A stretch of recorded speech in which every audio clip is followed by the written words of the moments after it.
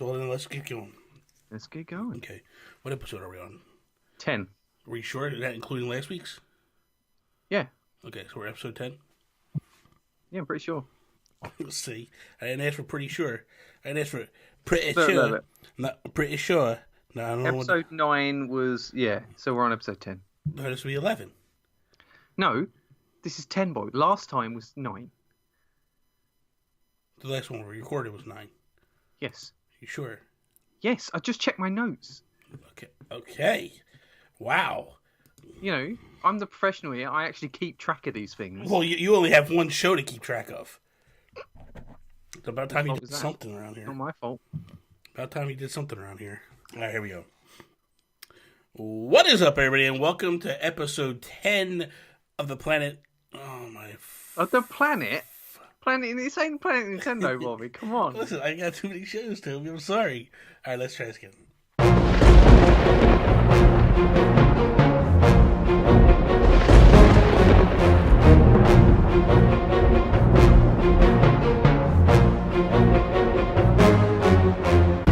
What is up, everybody, and welcome to Season 2, Episode 10 of the Nintendo PlayStation Podcast. I am Bobby, the Nintendo Guru, joined by my best friend in all the land, Mr. Toby Thornton.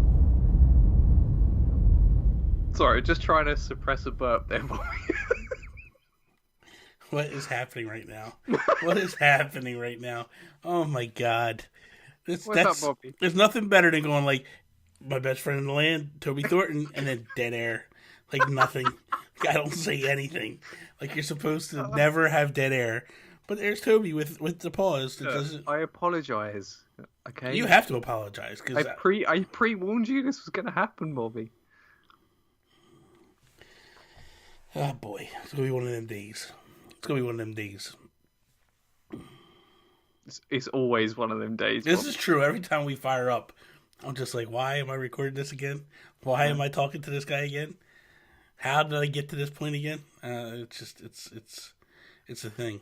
It's a thing. You've hit rock bottom, haven't you, Bobby? I hit rock bottom a very long time ago. So, this is just kind of par for the course. We're not changing a whole lot up in here.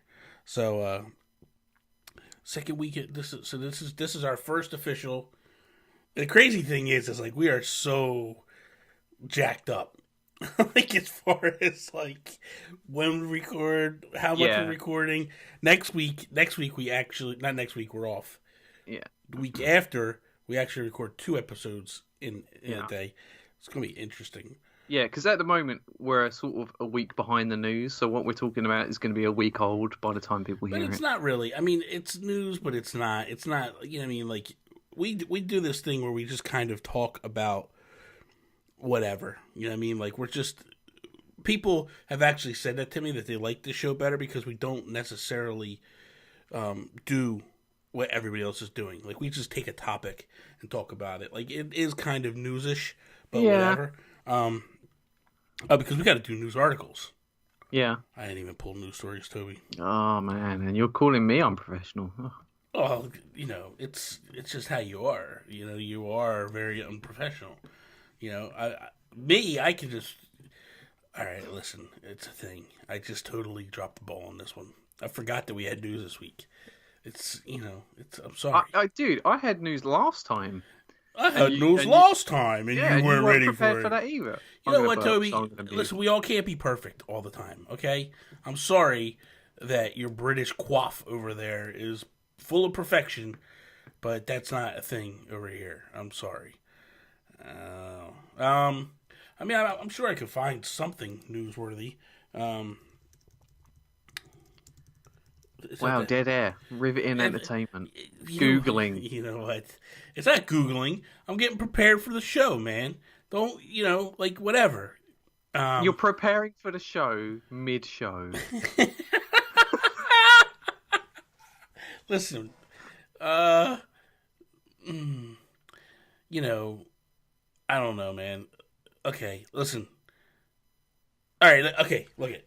Let's just jump into it. Let's kick this episode off like we do each and every episode with our Geek Outs. Geek Outs. What are you geeking out about there, I'm geeking out about chicken dinner. Oh, here we go again. So since last time, I've got a chicken dinner, right? Mm-hmm. And this is very funny how this went down. So we started off the match. It was on Miramar, the desert map, and PUBG. Mm-hmm. We went to this island offshore. We had to swim to shore, so we spent about 5 minutes of the early game just swimming. Mm-hmm. Then we went to the south coast, and we spent the entire game just sitting around on the south coast.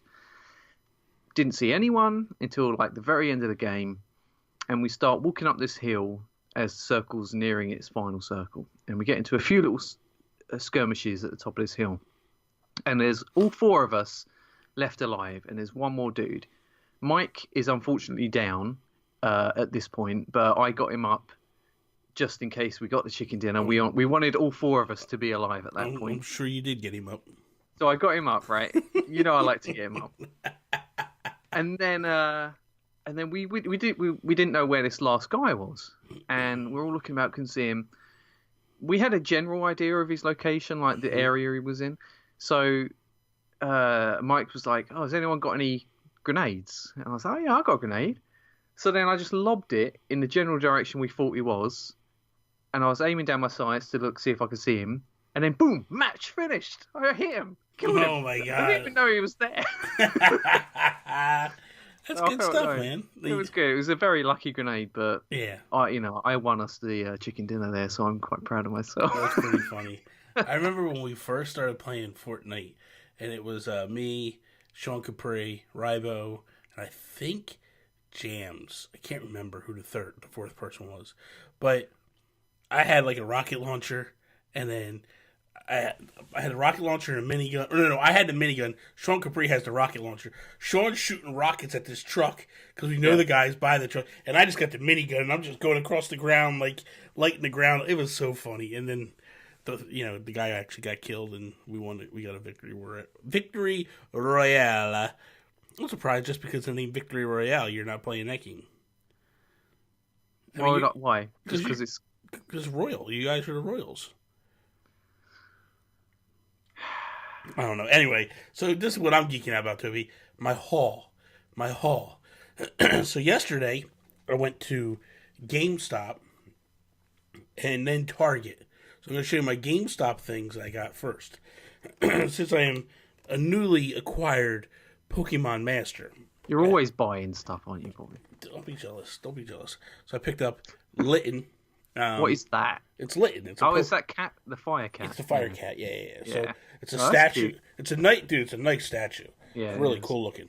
So I got Litten there, and then they had a bunch of them, but I bought this one because he's just goofy, and for some reason I like him. So I bought Magikarp. Oh yeah, that's cool. And it's it's kind of cool jumping up out of the water. Very cool, yeah. And then I went to Target, as we call it here in the United States. And I picked up something I didn't think I was going to pick up. And there's only one reason I picked it up. This damn Power A and these controllers. Oh, Bobby. And they're just driving me insane, dude. And speaking of insane, I bought the Crash Bandicoot. You've got a problem, man. The Crash Bandicoot Insane Trilogy with the green... With the game? The game and the Pro Controller. Wow. Yeah. I paid $50. Dude, that is so cheap. Yeah, $50 for that. The controller is $25 typically, so $50 for both. Yeah, not bad. It's a bargain. Not bad. Well, really, it's a crap game. So Bobby, come on, what are you talking about? It's a horrible. Classic. It's a horrible game. It's a classic piece of trash. So I get that. The second and third games are better than the first one. I'll give you that, but we'll see. I might. Very good. I'm gonna fire it up on stream. I'm gonna play it. Yeah. That way I could be all frustrated and yelling at the screen and all that stuff. Last night I was playing some Splatoon 2 in the Splatfest. Yeah. And I am such a tool bag when I play like multiplayer online games. I am such I'm not doing the best. I'm having a decent night, but I'm not having a great night. Mm-hmm. And I have some people from the community that Jonathan Brown, he's playing with me. And I'm just trash talking the whole time. Like he's on my team, but I'm like yelling how I'm carrying the team and I'm doing stuff and and he's like, dude, I had the most points in the game. Like, what are you talking about? And I'm like, I had to rally the troops. Like, somebody has to be the bearer of that. Like, I had to get everybody up to get, because we were losing this one match, and we came back at the end and won. And I was like, I'm totally taking credit for it. And he's like, he's getting all frustrated and stuff. And he's like, dude, I had the most points. I'm like, yeah, but we weren't winning with your skill set. I had to step it up and really give a final push, rally the troops, start getting everybody like pointing directions, telling this guy to go this way and this way. I'm not talking to anybody on voice. I'm just playing the game, man. But it's just so much fun. I like messing with people like that. So I'll get a game like that and I'll just be talking trash the whole time and just, you know, mocking the game and Activision and Naughty Dog. Because Naughty Dog is the one that made this game, right? Oh, yeah, back in the day. Yeah. I'm not sure who made the remake. Was it the same guy as Aspyro? I don't know. They made this game? I don't think it was, actually. I think Havoc made this one. All right. And I think Toys for Bob are making Toys for Bob, yes. That's who made this, Toys for Bob. All right. There was like 4 studios that worked on it. Oh, okay. I don't know. I guess they just figured they needed all these studios to try to fix a garbage game. And didn't really work out. Didn't really work out for them here. One of the best-selling games, Bobby. So you on know, what? On what? On everything. Get out of here! Really? It's better than Mario Kart. It sells better than Mario Kart. It sells better than Smash. Probably. You better check yourself for your wreck yourself over there. All right, so let's jump into the news. I got a couple articles I could throw at you, Toby, as I'm looking at this. I mean, it'll be news to me as we go through. Nintendo explains why they're still keeping the 3DS around. Warframe Switch voice chat does not require a mobile app. More technical details revealed. And rumor, Platinum Games is working on 2 mystery Nintendo games. Oh, let's go for the juicy rumor. It's probably garbage. So, let's see. According to a Twitter update from rumor outlet Leak Pandy, you could tell right there that's a quality source. Platinum Games, who have seen a far bit of support from Nintendo since the launch of the Switch, is currently developing 2 new titles for the console. With the announcement of Bayonetta 3 at the Game Awards in 2017, that brings the total number of confirmed titles in development to 3. But doesn't discount the bevy of plans laid forth by the company at a September press conference at the Bismarck Summit, whatever roadshow in Tokyo, the Tokyo thing. Platinum Games lead director Kamiya, yeah. Updated fans on Bayonetta 3 development, noting that the project was going very, very well, clearly well enough that the rest of the company to be actively working on 2 brand new titles, all of which are slated to be released on the Nintendo Switch next year. The company also hinted at the possibility of a Switch port of the Wonderful 101 alongside a brand new action title to turn the action genre on its head. That's what he's quoting. According to Platinum Games executive director and producer Atsushi Inabe, whether or not the purported game changer is among the latest batch of rumored titles is unclear, but it's safe to say that whenever it is in development, it is bound to land on the Switch. Speaking with Polygon in September, Inabe credited Nintendo with Bayonetta 2's success, sparking a relationship resulting in the IP's exclusivity to Nintendo consoles. So that's basically what they're saying. They don't really have a whole lot in terms of, it's just rumors. It's they're taking some quotes and taking little liberties with them. Are these games going to be exclusive for Switch? Both of these 2 rumored games. It's not saying that whether or not. It's just saying. All right, so I think either these games are going to be more licensed properties like Transformers and Turtles, because they came out on everything. Yeah, I think there's a couple others, and those weren't so great. But they're kind of like they keep the a business afloat type games, So I wouldn't be too excited if it was games like that. Yeah. What I would be excited though is if it is more exclusive stuff like The Wonderful 101 and Bayonetta 2. Yeah. Because I think that's where a lot of their most exciting stuff comes from. Yeah. So yeah, letting them get creative is where they really shine.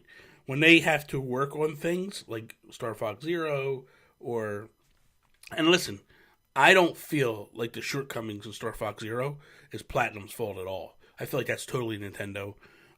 Probably Miyamoto. Just a lot of Miyamoto forcing them to use motion controls. A lot of them with the fact that like they really turned that game around in a short period of time.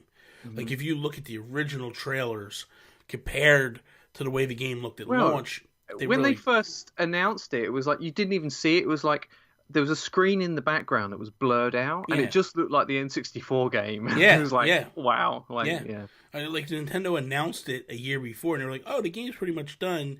It's just going to take somebody to work on it." And it was like, "Oh, okay, like what are you talking about here?" So they just basically took a game, like a tech demo, and built a game on it. And it's, I give them credit. I give them a lot of credit for what they did. What do you have there, Toby, in terms of news articles? All right, I've got Square Enix has a new AAA title in development for PS5. Final Fantasy VII Remake misinformation addressed by director. And Sony reveals PlayStation Plus's most downloaded games on PS4. Yeah, I don't care about that.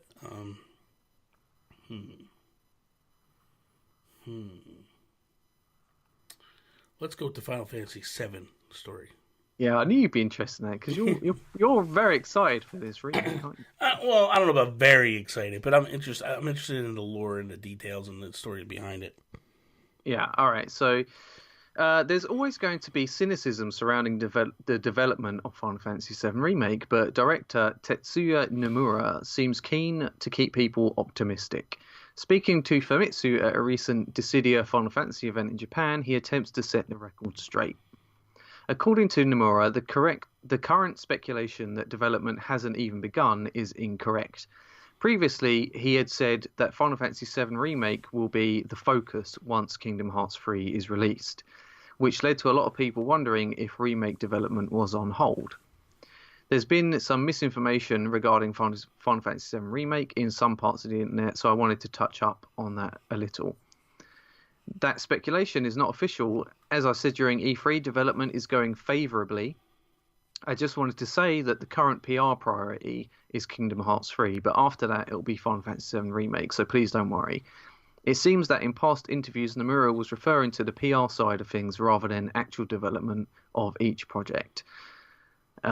So basically, the other week there was a bit of a hubbub because he said that the gist was he said once I finish working on Kingdom Hearts, then I'll start working on Final Fantasy VII. But that's not really what he meant, apparently. Yeah. And that got the fans even more worried because we're talking about it on the last episode that development has already been a bit rocky for Final Fantasy VII. You know, they've changed developers, they've messed about with the engine, and it just seems a bit all over the place. And people got even more worried when they thought that it was barely even started. So, well, I mean, to me, that makes sense what he's saying.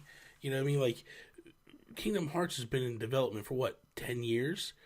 You know, like, get that game done. You got to get that game done and out. They need to start making money off of that game. So, especially after hearing the financial situation last week, where they're canceling games or canceling DLC, they're making changes internally and all that. Like, when you hear that stuff happening, to me, it's a no-brainer. We're in a situation where, man, they are in trouble. They are, financially, they have some issues going on, and they have to get it rectified. So I don't understand why people would be shocked by it. Well, you know what?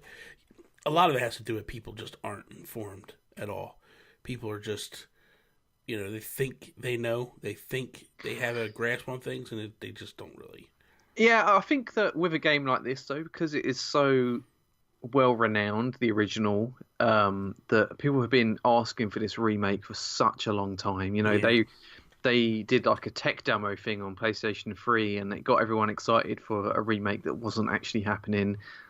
So any news that people hear about this game is going to get people all excited and like over analyzing stuff. So they've got to be careful about what they say about it, really. Yeah, I agree.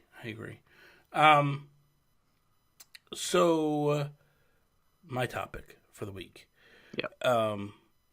So Pokemon Go, let's go Pikachu, let's go Eevee, just released Friday. As we're saying this, it'll be a week past already by the time people hear. But the thing that I had a question to you about is, are you okay with when Nintendo, and sometimes other game studios will do this, but Nintendo is notorious for it a lot, they will kind of take a step backwards in a game series in order to try to acquire new fans to the series. And I don't want to say this word, but I'm going to have to say this word to make it more understandable. But they'll dumb down a game in order to hopefully entice new people to have a jumping on point. Because a lot of times it's hard to go back and play some of these games that are so deep and so old. And you might not have the ability to play retro games. And plus, the pricing on some of these games is hard to do. But the reason why I say this is because with Pokemon Let's Go Pikachu, Let's Go Eevee, they basically taken the core mechanics of a Pokemon game, but they've changed the catch feature to match and mimic Pokemon Go. And it's got the hardcore fans a little upset because they're just like, man, this isn't really a true Pokemon game. So my question to you is, like, are you okay with this? And how do you, as an old-time fan, how do you just adjust to it? Well, I think really, I mean, instead of saying dumbing down, it's kind of like they're simplifying mechanics. Okay. They're trying to streamline the experience for newcomers. And that's better. That's better wording. And I think that it depends on the game and the platform the game is on. Like, for instance, when they put certain games on 3DS, they weren't quite the same as the console versions because it's a handheld. Yeah. They expected people to play in shorter time periods, and that's okay in a way, as long as they stay true to it. But I think with Pokemon Go, I have not played it, but from what I've seen, I've watched the reviews and some people playing it. I think that at first I was a little bit upset by it. Seeing that the only way to catch Pokemon is to throw a ball at it. There's no battle mechanics at all, really. I mean, they change it up, like some of the Pokemon move a bit, and you've got to try and aim to hit them, but it's not really that engaging, I don't think. But then then you've got a lot of actual trainers in the world that you can battle with normal mechanics. And apparently a lot more than usual than you would have, because they're making up for the fact that there's no random battles, really. And actually, that made me think that you spend a lot of time grinding in Pokemon games, and that's put me off over the years because as I've gotten older, I've got less and less time to spend grinding in a game like Pokemon. So if it's more streamlined in that way, then actually, as an old-time fan, I might be more convinced to jump back in because I know that I'm probably going to finish this Pokemon game, whereas before I would have spent 50 hours grinding my team up and then never actually beat the game. So it swings and roundabouts, really, because they've streamlined or simplified mechanics for other games like the Paper Mario series. And in that way, I don't think that was the right choice. And I think that that's alienated fans in the wrong way. Because I look at, so I've been playing Pokemon Let's Go Pikachu, and the weird thing is that I've actually played more of this game now, officially, than any other Pokemon game before. And I feel like the streamlining, as you say, actually is better for me. Because as you're catching Pokemon, it's building your experience, almost similar to a battle.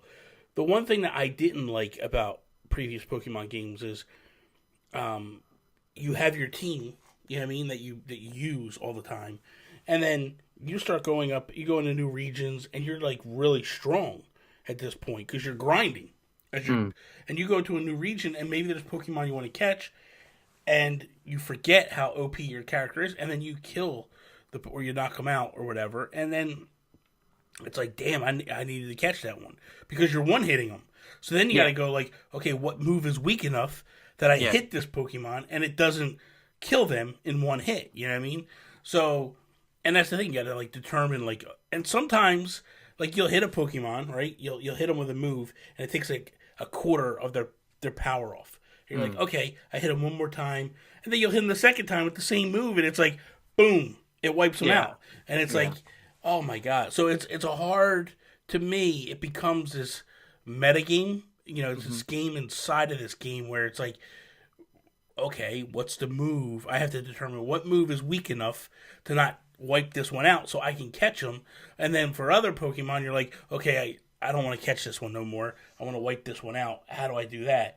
So it's different in a lot of respects, but I've already beaten my second gym, and I'm enjoying the game a lot. It looks gorgeous, man. It's a beautiful game, man. It really is.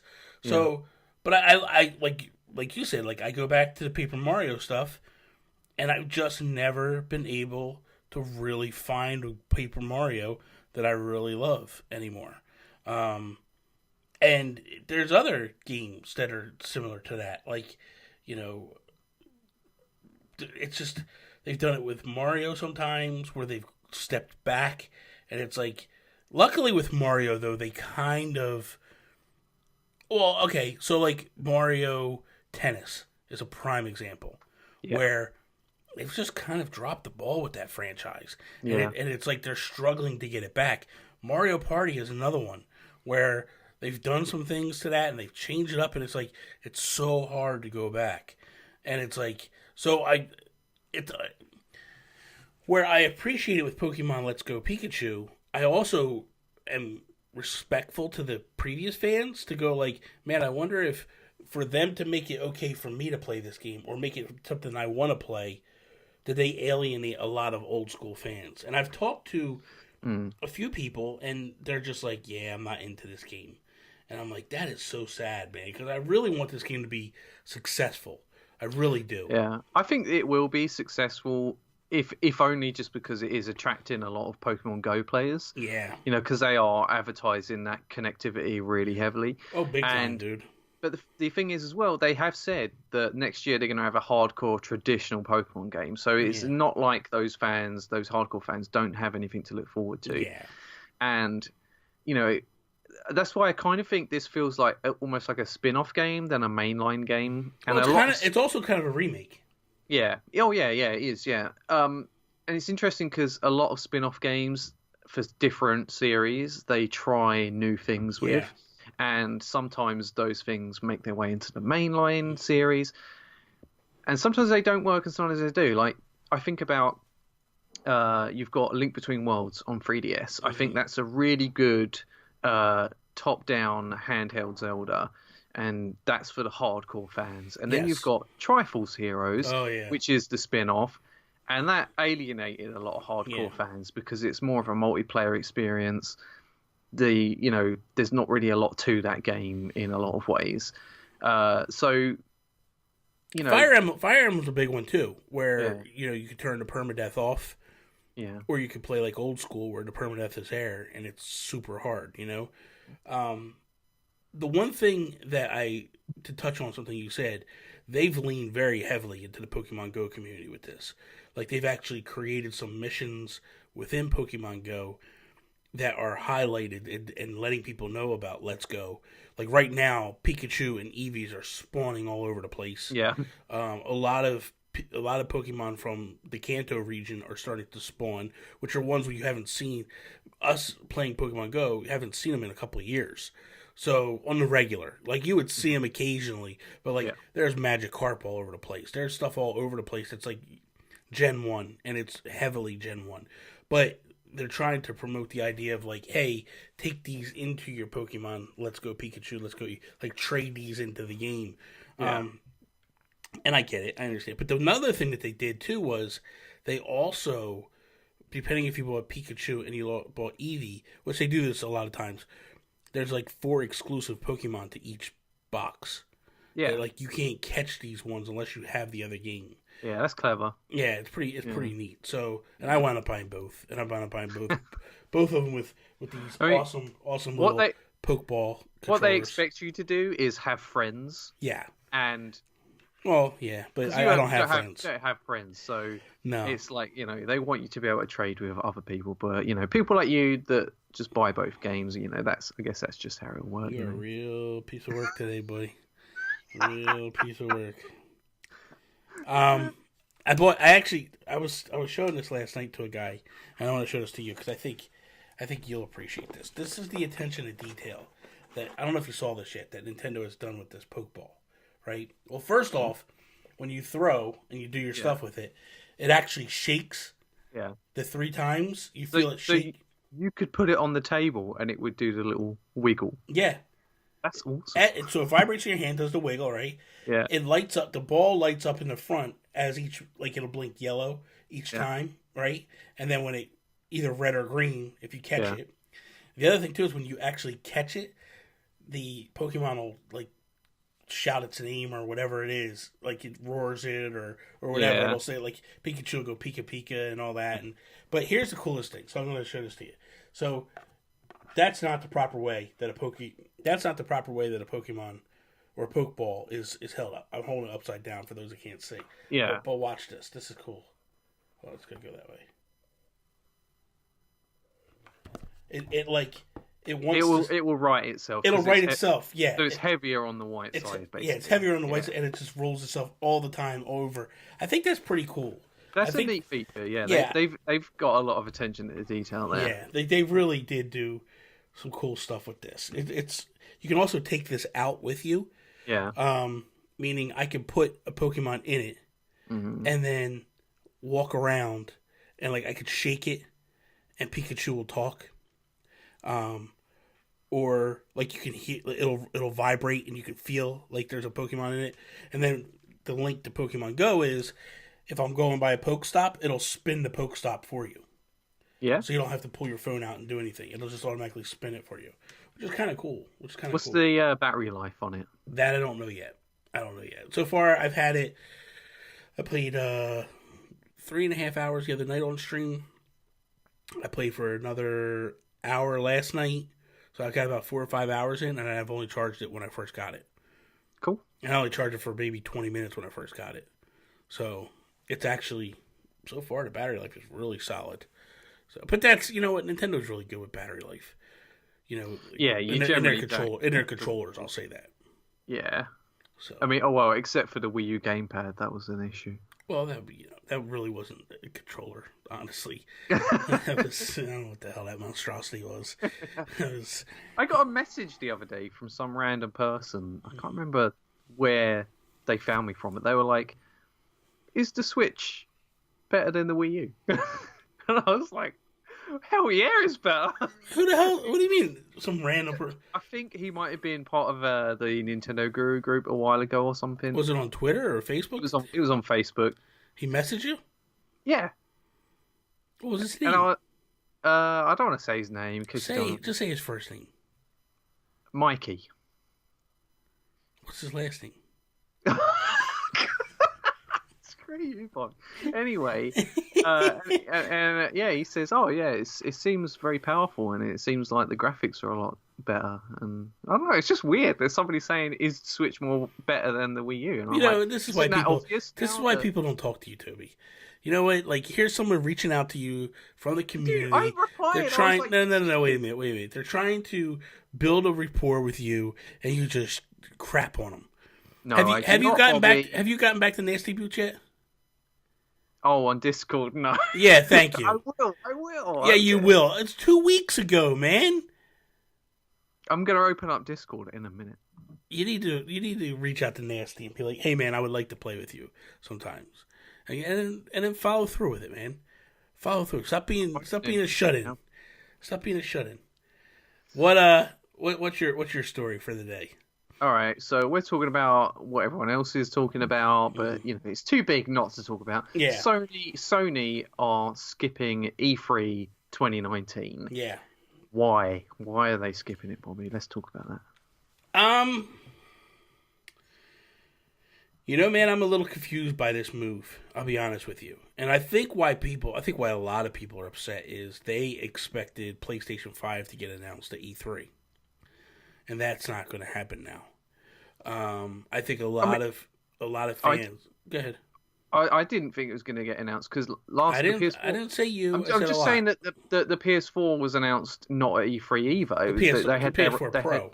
The PlayStation 4. They had their own event, didn't they? They didn't announce that at E3. I don't know. No. They did. They announced games at E3, but the actual PS4 was revealed at an earlier event earlier in the year. Yes, no. They announced that it was coming, but more details were going to be at E3. Don't you remember the whole "how do you trade games" thing and all that stuff that Xbox announced the Xbox One, and then they come out right behind it and crushed them. Stop it. But that was a different thing. It was not a different thing. It was not a different thing. It was they announced the PS4 will be. I think you're confusing the Pro and the PS4. Comments below who was right on this. I think you're confusing the two. But anyway, regardless. So what I've been reading, what I've been seeing is a lot of people felt like the PS5 was going to get announced at E3, and now those dreams are kind of dashed. And then they also just recently canceled PSX for this year. Yeah, which is even stranger because the last time we saw them was Gamescom, and they weren't.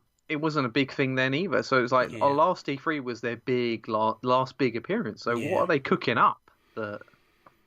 I don't know whether they're going to basically start doing Sony Directs, like if they're just going to sideswipe Nintendo on that one too. I've got an interesting quote here that I can't remember. It was the president or someone at Sony said, PlayStation fans mean the world to us, and we always want to innovate, think differently, and experiment with new ways to delight gamers. As a result, we have decided not to participate in E3 2019. We are exploring new and familiar ways to engage our community in 2019 and can't wait to share our plans with you. So, new and familiar ways, what does that mean? That means we stole Nintendo's idea with the PlayStation Classic. It could be. Now we're going to start doing Nintendo Directs. Yeah, it could be that. Familiar. That is familiar to gamers, but it's new. It's new to PlayStation gamers. So maybe that is it. Knowing Sony and how they can't come up with an original idea for anything, that's probably what they're doing. But it could just mean we're going to do something like PSX during E3, like the middle of the year. They might. It's see, I really thought this is what I felt like Sony should have done. Bookend the year with E3, PlayStation, PSX. Like those two should have been your bookends. And then you do Tokyo Japan or Tokyo Game Show, and then you do Gamescom. And I would not really have huge massive announcements in the other two ones.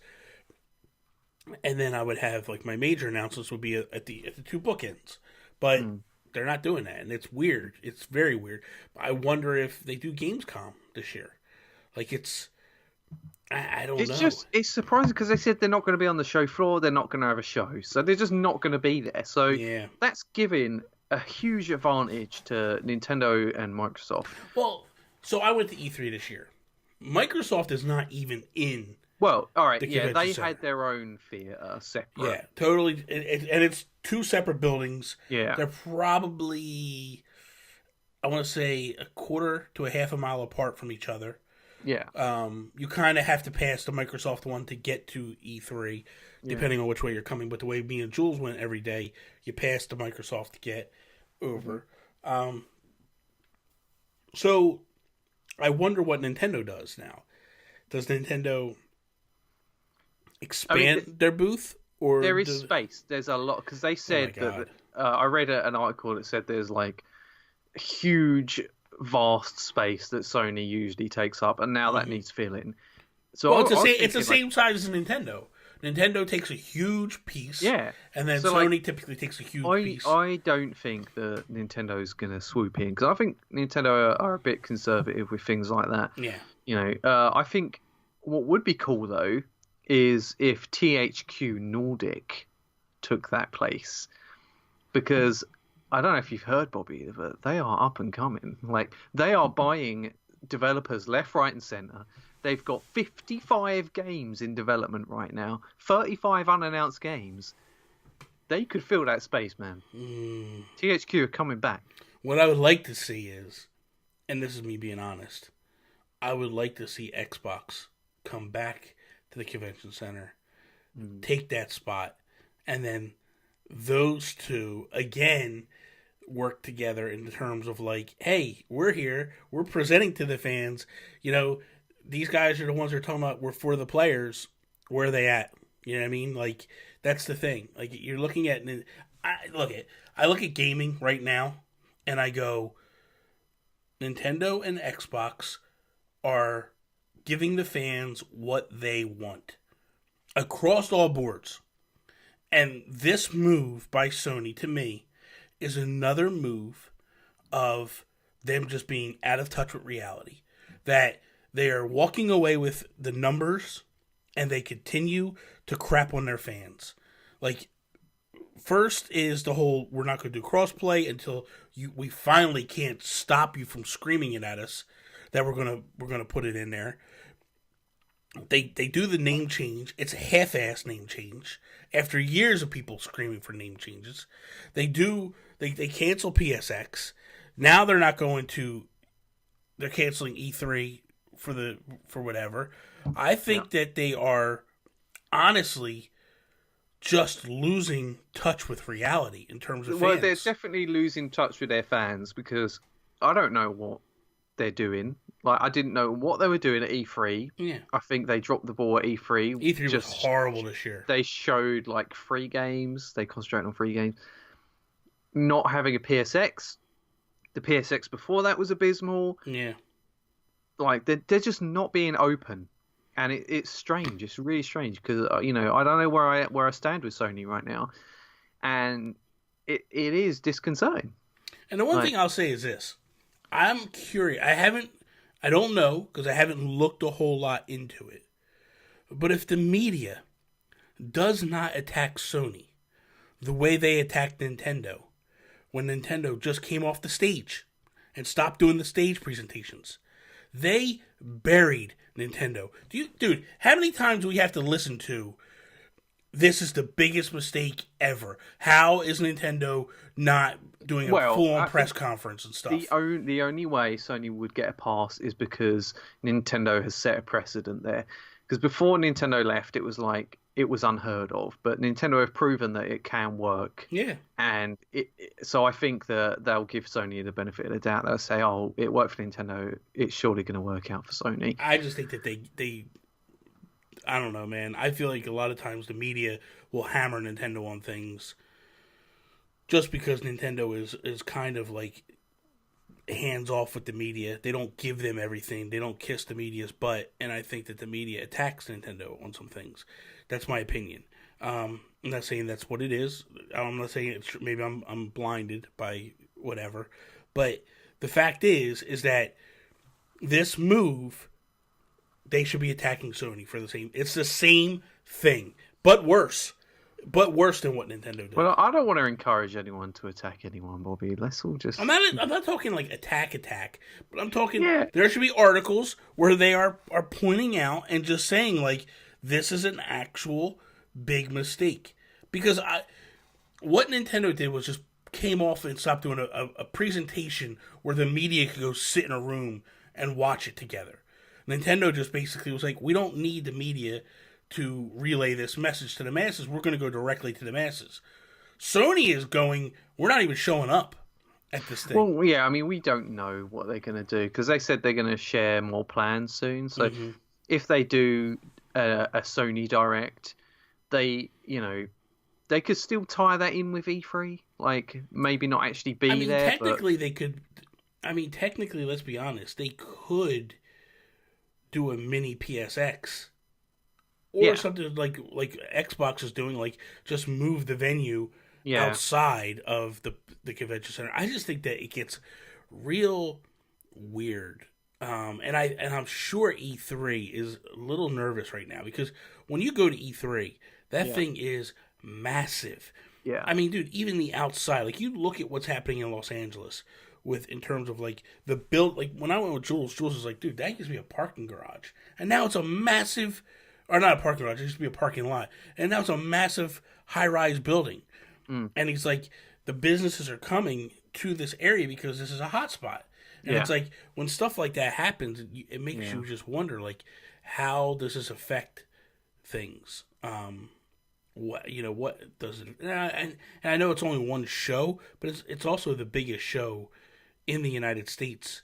It does make you wonder though why why Microsoft left to do their own thing in a different theater. Well, I think it's money wise. Yeah, like are they asking for too much money for this? Possibly, like, it's very possible, and that was a lot of the reason why Nintendo walked off the stage because the money they were spending to do the stage presentation was through the roof. So why would you continue to do the stage if it's just gonna, doesn't make sense? Do you think that Sony could do a decent direct style video? Because I'm not sure, man. I struggle to see them doing something similar. Well, I mean, they do amazing jobs in making movies. Like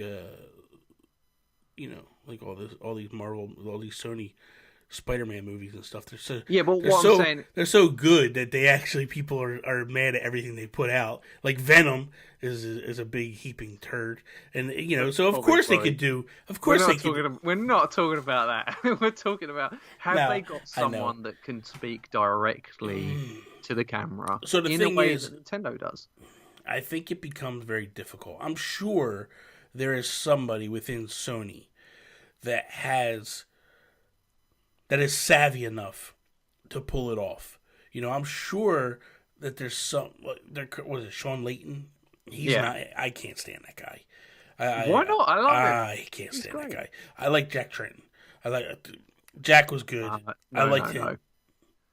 No. Oh no, mate. No. There's nobody. They don't have. Like I look at Reggie. I look at Bill Trinan. Bill more so than Reggie. Like Reggie's he's good, but he's not a home run every time. Yeah. When Bill's on there, Bill is amazing. Yeah. He really is good. Even Iwata was really good when he did his stuff. So I just don't know who steps out of Sony to pull it off. There's got to be some. I just think that Sean Layton is not the person for the job. I think he is. I think him and Shuhei are like Shu is probably a really good one. But you look at the people that typically were on the stage during Sony. I did not like them. I did not like them people. They just. I don't know. I don't know if they will do anything like a direct video. I think they're going to end up doing their own show. It's possible. It's possible. It could be a possible thing where they actually move PSX to E3 slot, which would make a lot of sense. Would be huge. I mean, yeah, it might actually because they do butt up against the Game Awards every year, and it's like, what's the point in having both of them things? Because Sony announce a lot at the Game Awards generally. Yeah. That would be if they had a separate show though. What would they call it? Well, I mean, if they did PlayStation, if they did PSX, right? If they come back and did PSX, I mean, that's let's be honest. I mean, that does seem like the logical move. You know what I mean? Where you were doing PSX, you canceled PSX this year. Now you go and cancel your E3 stuff. How do you win the people back? You go, now people are pissed that you left E3. We're not getting a PSX. How do you win them back? You go, oh, by the way, guys, we're gonna do a new PSX. It's gonna be these dates. We're gonna have a press conference in this slot, which would have been their typical Sony slot, and that's what we're gonna do. And by the way, you do it in LA because that's when everybody's gonna be there, and you just make it your own thing. You stand out on your own, and you go like, "Hey, you want to? We're gonna give you something to look at." And don't go on this. Don't go on the. If they took the money that they could save the money from PSX, right? They take the money they're saving from E3. They get their own venue. They could be sitting pretty, honestly. Yep. What was that? Sorry, it's just a little. You okay? Little coke hiccup. I'm alright. Oh my god. Oh my lord. Dude, I had hiccups during PUBG the other night, and it got me in a fit of laughter, and it got Alex in a fit of laughter. Alex got hiccups, and we're just like, just throughout the whole match. What idiots. So, you got anything else to say about that, or are you good? No, I think that's done. The only thing, so real quickly, we got a couple minutes left before we wrap up. So you're playing anything other than PUBG, or is that the only thing you're playing right now? All week I've been playing Into the Breach non-stop. I'm addicted to that game. Is that the one that's on? Switch? It's on Switch. Yep. Okay, is that the one that's kind of like a cube thing? Well, it's grid-based. Okay. Oh, that's the one you were talking about. That's kind of like a Fire Emblem type game. Yeah. Okay. Right, yeah. Okay. Yeah. And you like it? You're liking it? I love it, man. I can't stop playing it. I'm just addicted because every time I get a game over, like you start the whole game again from scratch, and it's just all right. How are we gonna play this time? Because you can swap your mech team in and out, and they've all the different mechs have got different abilities. Yeah. So you can have a different experience every time, and the levels are different as well because it's sort of procedurally made maps and stuff. That's pretty awesome, dude. That is pretty awesome. I wanted to highlight a game I played this week, and by the time people hear this, it'll be a week later. And right now, everybody's talking about Pokemon, and I want to kind of highlight this because I'm hoping people go back and pick this game up. It's called Toast Time. It's called Toast Time Smash Up. I saw that little Twitter video you shared of it. Oh my god, dude! Yo, it is so fun. It really is. I was given 3 games this week, right?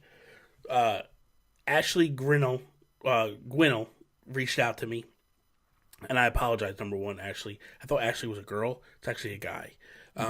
And so I apologize for that. But he's independent creator, single person, made this game. Force of Habit is the name of his studio. So you have 54 levels that are single player, and then you have a multiplayer where it's 2 to 4 people go and they play at the same time. So cool, dude. This game is so much fun. It's only $9.99 in America. It's $7.99 in Europe. Really, really fun game. So is it all black and white? Yes, it is black and white. It's all different shades of black and white and stuff, but it's really, really cool, dude. And they actually put like a color on you when you're playing with multiple people. All right, so that makes sense. your toaster, because you're a toaster, and you shoot toast out of your head or whatever. So if you play multiplayer, like you'll get a blue color, a green color, a red color, stuff like that. So that way you can differentiate who's who. But dude, it's one of those games that you look at it from the outside, it's like, oh man, I don't know. But then you start playing it, it's like, holy cow. I streamed it for like an hour the other night, and it was so much fun. Like, it's just frustrating, but I don't even say frustrating. Every time I died, it was fun. Ashley actually showed up and hung out and watched the stream, so I was able to ask him questions while I was playing.